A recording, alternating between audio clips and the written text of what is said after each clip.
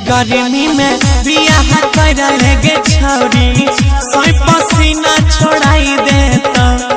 गर्मी में बियाह कर गे छौरिया सोई पसीना छोड़ाई देता। सोई पसीना छोड़ाई देता लभ के सुइया धराई देता। तसेज पर कोरा में बैठा के पियाला दूल्हा दूल्हा घोड़ा दौड़ाई देता। ये छौरी करल गर्मी में बियाह सोई पसीना छोड़ाई देता।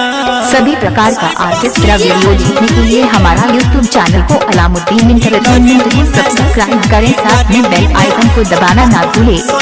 अलामुद्दीन दीवाना, अलामुद्दीन दीवाना, अलामुद्दीन दीवाना, अलामुद्दीन दीवाना, अलामुद्दीन दीवाना। तसेज पर खेलत रही है कबड्डी पूरा ठंडा रहता तेरे बॉडी के छौरी ठंडा रहता बॉडी गोरी गे। तसेज पर खेलत रही है कबड्डी पूरा ठंडा रखता तेरे बॉडी गे डार्लिंग चुसल तो हड्डी हाटी गोरी गे। पूरा जिंदगी भर के मजा एक दिन में दिलाई देता।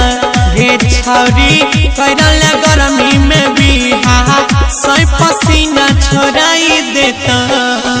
Orchestra Bhojpuri orchestra, Maithili orchestra, Hindi orchestra, Haryana video देखने के लिए हमारा YouTube चैनल अलामुद्दीन एंटरटेनमेंट को सब्सक्राइब कीजिए, साथ में बेल आइकन को दबाना न भूलें। धन्यवाद।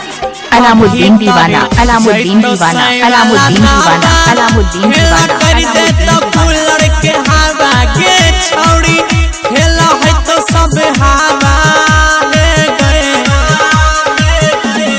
भीतर जैतो सै वाला दावा खेला कर दे तो कूलर के हवा के रानी खेला है तो सब हवा सुन ले।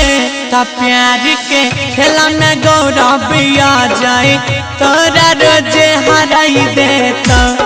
करले अंकित राकेश से बिहार